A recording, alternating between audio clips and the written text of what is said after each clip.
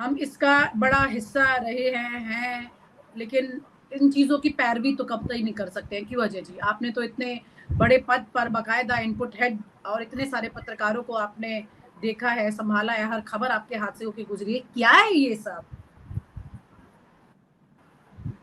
अजय जी।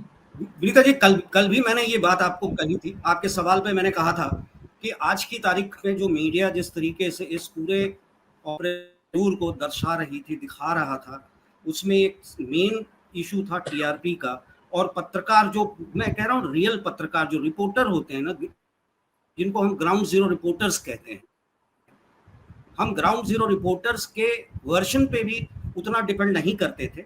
हम डिपेंड करते थे सोशल मीडिया पे, फेसबुक पे, हम डिपेंड करते थे इंस्टा पे, जिस तरह के वायरल वीडियोस या स्टेटमेंट्स या नैरेटिव्स आते थे। और मीडिया इसको इस तरीके से दिखाने की कोशिश कर रहा था कि शायद सरकार जो ऑपरेशन सिंदूर लेकर आया है वो बड़ा स्ट्रैटेजिकली एक स्ट्रॉन्ग मूव है और हमारा देश किसी हाल में कमजोर नहीं है पाकिस्तान के सामने। ये तो आपके उस सवाल का जवाब हुआ। जहां तक सीज फायर का इशू है, सीज फायर का इशू 5 और 6 बजे के आसपास पाकिस्तान ने पोस्ट किया, 5 बजे शायद। उसके बाद हमारे लोगों ने भी इसको कंफर्म किया और मेरे हिसाब से ये सीज फायर लाजमी है, था, और आज की तारीख में जरूरी भी था, क्योंकि हमने 2 दिन में, साथ ही अर्ली मॉर्निंग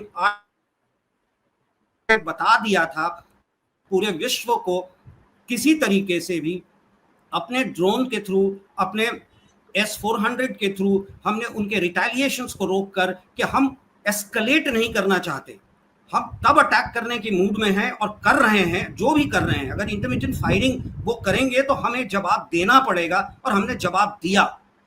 मैं ये नहीं कहता कि किस पोस्ट पे कहां, जिस तरीके से मीडिया रन कर रहा था, मैं पोस्ट वाइज नहीं जा रहा, पर सच्चाई तो ये है कि उनके इंटरमिटेंट फायरिंग को हमने भी जवाबी हमला दिया। हमने 9 पोस्ट उनके उड़ाए जो टेरर आउटफिट्स थे, टेरर कैंप्स थे।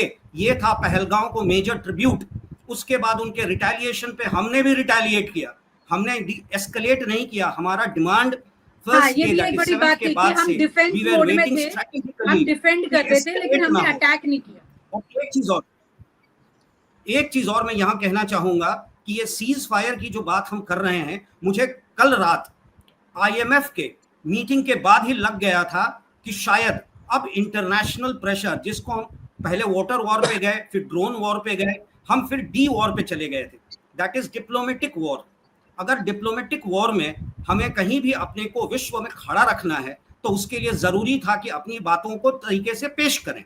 हमने IMF में तरीके से बताया कि जो आप फंड देते हैं वो जाता है रिक्रूट करने के लिए जिहादियों को। शायद ये मैसेज स्ट्रांगली गया है, भले ही $1 बिलियन विच इज 85,000 करोड़ का जो लोन है, बेल आउट लोन जिसको कहते हैं, वो पाकिस्तान को IMF ने सैंक्शन कर दिया, पर शायद उस मीटिंग में पाकिस्तान को भी ये समझा दिया गया होगा कि अगर इस तरह की चीजें हो रही हैं तो वी नीड, आपके तरफ से अकाउंटेबिलिटी हमें चाहिए। और शायद पाकिस्तान को भी ये समझ में आ गया होगा कि IMF के इस लोन के पीछे एक मेजर स्टिंगर है, और एक उन्होंने स्ट्राइक बहुत प्रॉपर्ली किया है कि अकाउंटेबिलिटी एंड रेस्ट्रेन बहुत जरूरी है। And that is the reason why मुझे लगता है कि they accepted the international demand for de-escalating and they initiated for the ceasefire। हमारे साथ एक पॉइंट यहां आ रहा है before you go to other guests, कि हमें इसको अनकंडीशनली एक्सेप्ट नहीं करना चाहिए। हमें 2-3 पॉइंट्स बहुत प्रॉपरली रखना चाहिए। वो है कि कश्मीर पे, POK पे हमारा जो स्टैंड है वो कहीं भी कॉम्प्रोमाइज नहीं होगा। दूसरा है कि अगर आप रिटेलिएट करते हैं और अगर इस सीज फायर के बाद कहीं भी अगर गोलाबारी की बात शुरू भी होती है तो it will be seen as a act of war, और उस समय पूरा विश्व हमारे साथ खड़ा रहे। यही मैसेज शायद हमने सीज फायर और रेस्ट्रेन और डी-एस्केलेट करने के स्टेप के साथ शायद मोदी सरकार ने लिया होगा। शायद जी, शायद सर। मैं सर आपसे एक और सवाल पूछा था इंडियन मीडिया की प्रेजेंटेशन को लेकर, क्योंकि आपने एक चैनल में अच्छे खासे बड़े पद पर काम किया है, और उस पद पर रहते हुए आपने इन तमाम तरह की खबरों के आने पर जो काम किया, मैं आपसे स्ट्रेट लाइन ही समझना चाह रही हूँ कि ये क्या था। हम कहाँ से खबर उठाते हैं वो बात नहीं है, बात ये कि इतनी रिस्पॉन्सिबिलिटी हमने क्यों शो की, क्या हो गया है हमें। देखिए, आज की तारीख में मुझे कहना नहीं चाहिए जिस तरीके से मीडिया रन कर रहा है, टेलीविजन प्रॉपर्ली, कन्वेंशनल टेलीविजन की बात मैं कर रहा हूँ, जो सोशल मीडिया पे हम आए हैं, तो हम बड़े सोच समझ के चीज़ों को चलाते हैं, क्योंकि हमारे साथ थोड़े से वो भी हैं कि कहाँ हम मूव करें, कहाँ ना करें। पर टेलीविजन के साथ एक तो टीआरपी की बात मैंने की, रिपोर्टर्स की बात की, वहाँ पर क्या होता है, जिस तरह का आप लेवल स्टाफ का रखे हैं, स्टाफ लेवल की बात मैं कर रहा हूं। हम लोग जब रिक्रूट करते थे तो दो चीजों पे बहुत ध्यान रखते थे कि आप कितने रिस्पॉन्सिबल हैं अपने जर्नलिज्म के थ्रू, पत्रकारिता के लिए आप कितने रिस्पॉन्सिबली किसी चीज को आगे बढ़ाते। एक रिसर्च डिपार्टमेंट होता था, मैडम आपको याद होगा, और है भी अभी भी है। पर रिसर्च डिपार्टमेंट का काम आज की तारीख में यही रह गया है कि सोशल मीडिया पे जो चीज आ रहा है उसको तुरंत, लेकिन रिसर्च डिपार्टमेंट को तो अंडरमाइन कर दिया जाता है ना, बड़ी कुछ खास उन चीजों के चलते जो इनको लगता है कि वो खुद फैसले ले सकते हैं। यहाँ पर एक बड़ी तस्वीर मुझे लगता है कि इंडियन मीडिया को अब आगे के लिए सबक लेते हुए कम से कम अपनी जिम्मेदारी निभानी चाहिए। ये बहुत अजीब हो गया। और एक चीज और मैं यहाँ थोड़ा सा एक सेकंड आपका लूंगा कि हमारे यहाँ जो मुझे नहीं कहना चाहिए, पर फैक्ट ये है कि जो हमारे होस्ट्स हैं, एंकर्स जिसको कहते हैं, उनको आपने इतना बड़ा सेलिब्रिटी बना रखा है टेलीविजन में ना, कि जाते जाते मुझे लगा था कि एंकर मांगता है और कहता है कि दिस स्टोरी शुड गो हमारे शो के टीआरपी के लिए, और बेचारा इनपुट पे जो बैठा हुआ है वो खोजता है, रिपोर्टर से पूछता है, रिपोर्टर कहता है ऐसी कोई चीज नहीं है, तब तक कहीं से सोशल मीडिया से निकाल कर वो चला देता है, भले लिख देता है कि सोर्स बेस्ड, पर एंकर उसको पहले ब्रेकिंग चलाता है और व्यूअर्स के पास जाता है, it is a breaking news. आज भी वही हो रहा है। इस्लामाबाद में हम घुस गए, इस्लामाबाद में आप कैसे घुसे? महेश जी, मेरा सवाल आपसे ये था कि जिस तरह से लोग एक एक शब्द सोचकर बोल रहे थे, भले ही पर्दे के पीछे की राजनीति को समझ रहे थे, लेकिन देशभक्ति का सवाल है, देश की बात है, चाहे कुछ हो जाए, आपसी गिले बातें, आपस में एक दूसरे का आरोप प्रत्यारोप सब खत्म करके देश के लिए एक होना पड़ता है। लेकिन उसके बाद जब ये तस्वीर अलग से निकल के आती है सामने, जैसा कि अभी वाहिद जी ने पूरा नरेशन दिया, तब क्या? देखो विनीता जी, इसमें बात यह है कि अभी तक की जो हम बात करते हैं, अभी सब कुछ खत्म नहीं हुआ है। अभी तो बोले कि शुरुआत भी नहीं हो पाई थी और ये बात रुक गई है, बहुत कुछ बाद में निकलेगा। एक मैं भी छोटी सी बात बताता हूँ कि अंतर्राष्ट्रीय लेवल पे भी जब ये बात आएगी कि उनके पास इस बात के सबूत है, पाकिस्तान के पास, कि वहाँ पे महिलाएं की मौत हुई है, बच्चों की मौत हुई है, सिविलियंस की मौत है, बाकायदा उनका मेडिकल है, उनके वीडियो उनके पास बने हुए हैं, उनका कहना है कि हमारी मस्जिद को अटैक किया गया, ये सब बातें हैं। उसके अलावा दूसरी बात, सबसे बड़ी बात यह है कि 1971 के बाद जो हमारा कुछ खास मीडिया इस बात पे बहुत जोर दे रहा है और कुछ वरिष्ठ पत्रकार भी इस बात को उठाते हैं कि 1971 के बाद पहली बार ऐसा हुआ है। 1971 की तुलना जो युद्ध की उससे अब से आप इससे कर रहे हैं, जो एक मामूली सा है कि जिसमें आपके पास कहना है कि 21 टेररिस्ट कैंप हैं जिसमें से 9 पे हमने मिसाइल मारी, जिसमें उनका कोई आका नहीं मरा, 5 या 6 या 7 आतंकी मारे गए या उनके रिश्तेदार मारे गए। क्या इसी को ही हम ये बोलेंगे कि 1971 के बाद कितनी बड़ी सफलता है? अगर आपने ये मिसाइल अटैक करना था तो आपको 1 साल पहले भी कर सकते थे, 2 साल पहले भी कर सकते थे, 4 साल पहले भी कर सकते थे। अगर वो करते हम, तो क्या पता जो कश्मीर में हर दूसरे दिन आतंकवादी आते हैं वो नहीं आते।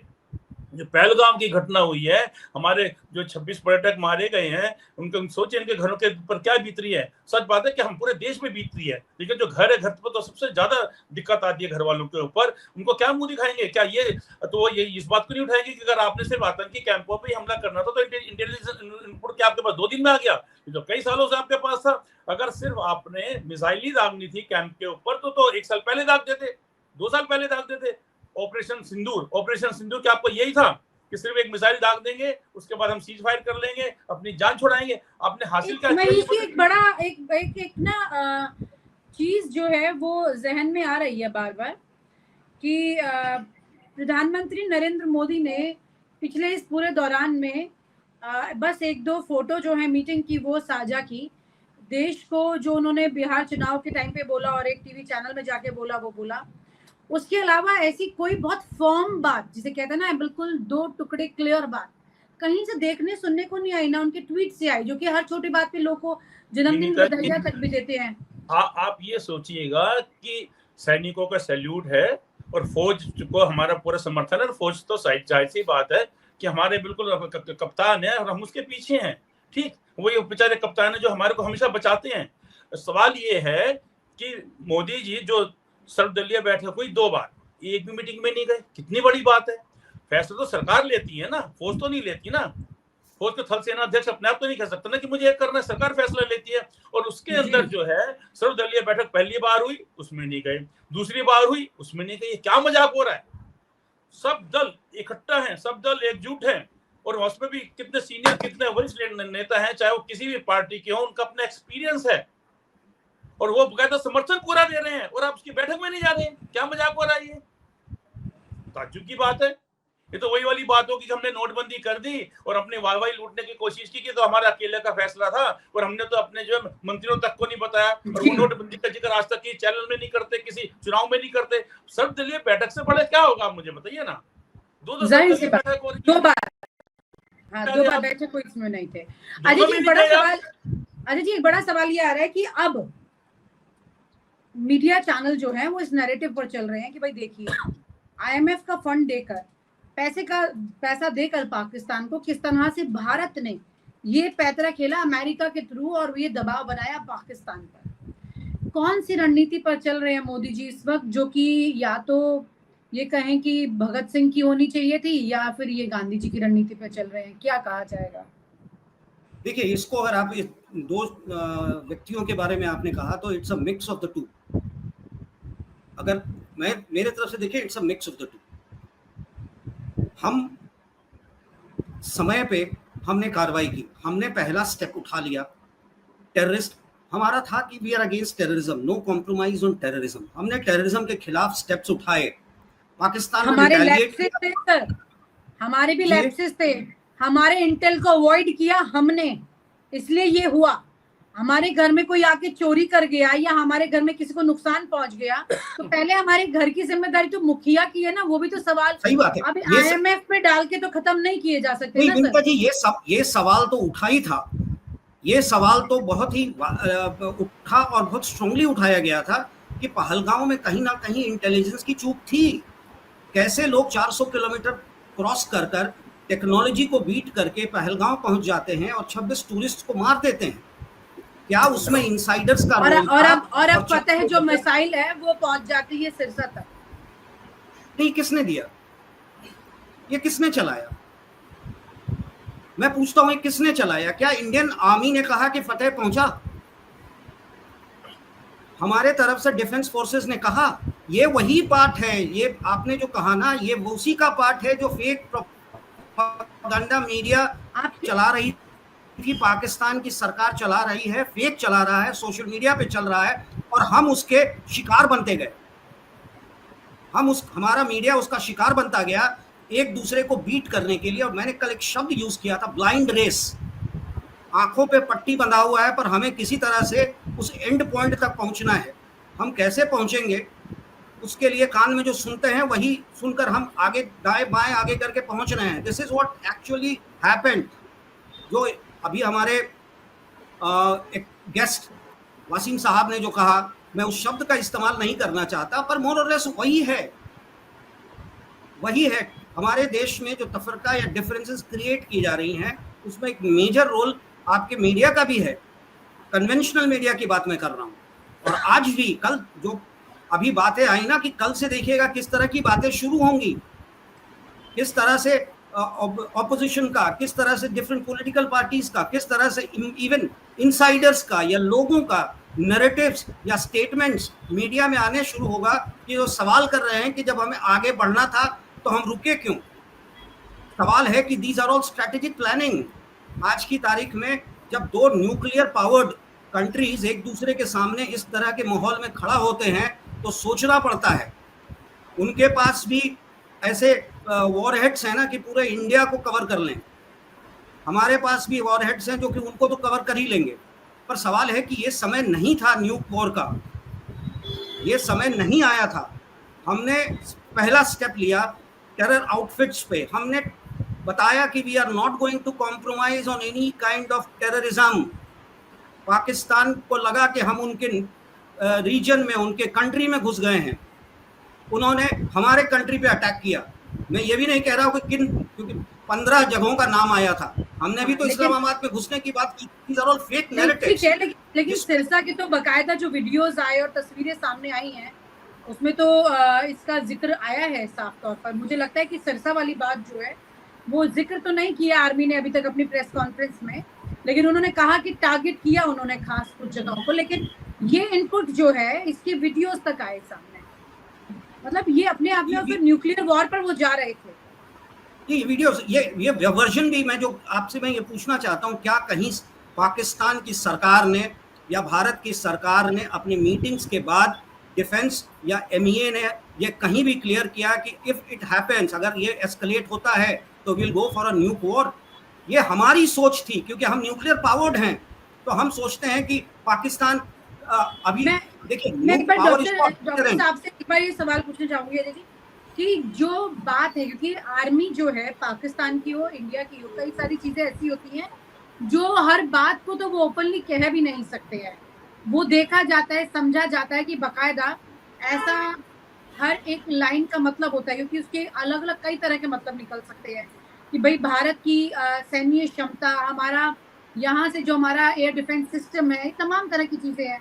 आप अपनी कमियों की बात वैसे भी कभी नहीं कहते हो, लेकिन हाँ वीडियोस आए, तमाम तरह के अटैक्स हुए, ये चीजें हुई हैं पिछले 48 घंटे में, कई चीजें देखने को मिली हैं। उसके बाद अगर आप ये चीजें अब जो तस्वीर सामने निकल के आ रही है, तो जाहिर सी बात है कि आपको भी तो पता चल रहा है ना कि आपकी कमियां कहाँ थी, वो तो खुल करके मान लेनी चाहिए ना, आगे से दुरुस्त कर लीजिएगा। विनीता, जब युद्ध चल रहा होता है तो तरह तरह की रणनीति होती है।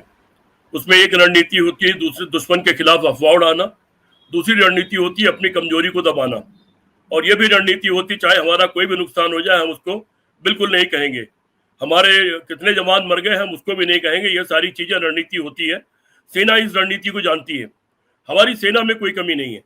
हमारी सेना बहादुर भी है, सक्षम भी है, योग्य भी है, हर तरह से काबिल है।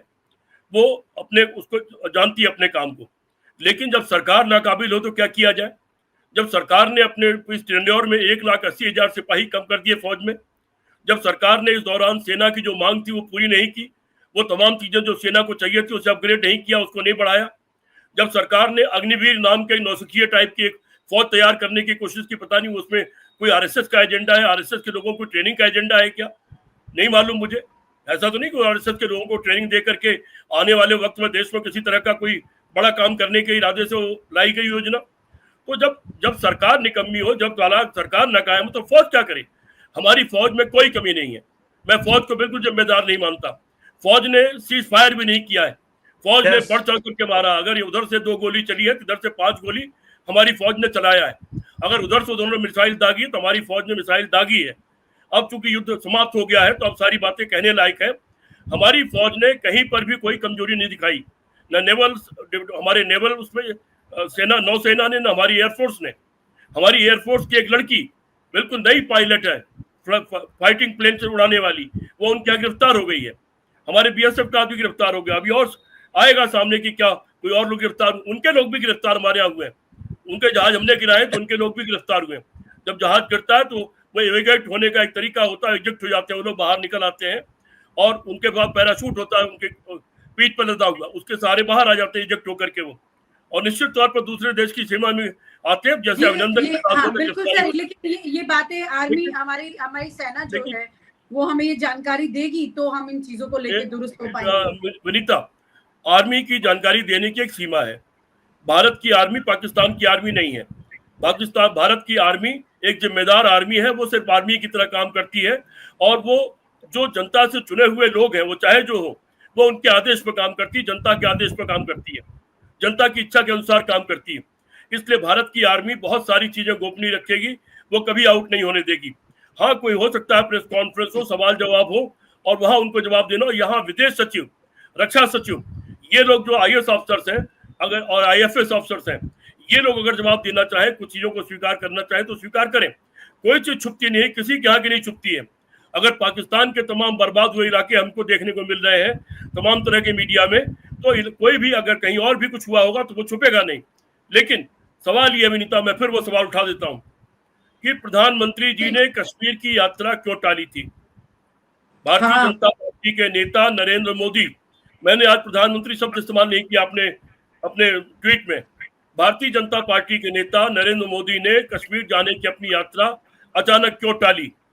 उसके 2 दिन 3 दिन बाद, सब उस घटना के 2 दिन पहले, घटना से 2 दिन पहले, मैं जहां रहता हूं मेरे ठीक ऊपर एक प्रोफेसर रहते हैं, मेरे छोटे भाई की तरह यूनिवर्सिटी में प्रोफेसर है इतिहास विभाग में। वो सिर्फ 5-6-7 दिन पहले ही कश्मीर घूम के आए थे और पहलगांव समेत सारी जगह बता रहे थे, चप्पे चप्पे पर फोर्स थी। उनसे पूछा मैंने, फिर सवाल यह है कि 2 दिन पहले वो फोर्स क्यों हटाई गई, क्या कारण था फोर्स हटाने का? क्या कोई आश्वासन मिल गया था, क्या कोई घटना नहीं घटेगी, या क्या आपको जो इनपुट मिला था वो गलत साबित हो गया था? वो फोर्स क्यों हटाई गई? इस तरह के बहुत सारे सवाल हैं जो अब सरकार को उनके जवाब देने चाहिए और देने पड़ेंगे। यहाँ तक कि उसके पहले जो हमारे 46 जवान शहीद हुए थे, उसका सवाल आज तक हल नहीं हो पाया कि वो 300 किलो आरडीएक्स कहां से आया था। उसकी जांच आज तक पूरी नहीं हो पाई। देवेंद्र सिंह जो डिप्टी एसपी था, वो कुछ आतंकवादियों को लेके जा रहा था, उसको रोक दिया लोगों ने। उसने कहा नहीं, बड़ा मसला है, तुम रोको मत हमें। वो देवेंद्र सिंह कहाँ गया, उस मसले में क्या हुआ? देवेंद्र सिंह आतंकवादियों को लेकर कहां जा रहा था और क्या होने वाला था? इन सारी चीजों का जवाब भारत चाहता है, भारत की जनता चाहती है, और इसका जवाब देश की सरकार को देना चाहिए और देना पड़ेगा। नहीं देगी, दूसरी सरकार आएगी, वो जवाब देगी कि सचमुच में इसके पीछे क्या क्या है। जी विनीता जी। जी सर, असल सवाल है, लेकिन सवाल पूछेगा कौन? क्योंकि यहाँ पर तो कुछ और अलग ही तरह की नौटंकी चलती है, जहाँ जिनको ये सवाल पूछने चाहिए उनके दफ्तरों में। खैर, बहुत सारे सवालों के साथ में आज की इस चर्चा को यहीं खत्म करते हैं, क्योंकि आज की चर्चा तो सीज फायर से शुरू हुई, लेकिन तमाम सवालों के साथ खत्म हो रही है। बहुत बहुत शुक्रिया, thank you so much for sharing your thoughts with us. और आप हमसे जुड़े रहने के लिए सब्सक्राइब करें YouTube पर, फॉलो करें Twitter पर और लाइक करें Facebook पर। और ज्यादा जानकारी के लिए आपको टाइप करना होगा सिर्फ न्यूज नशा।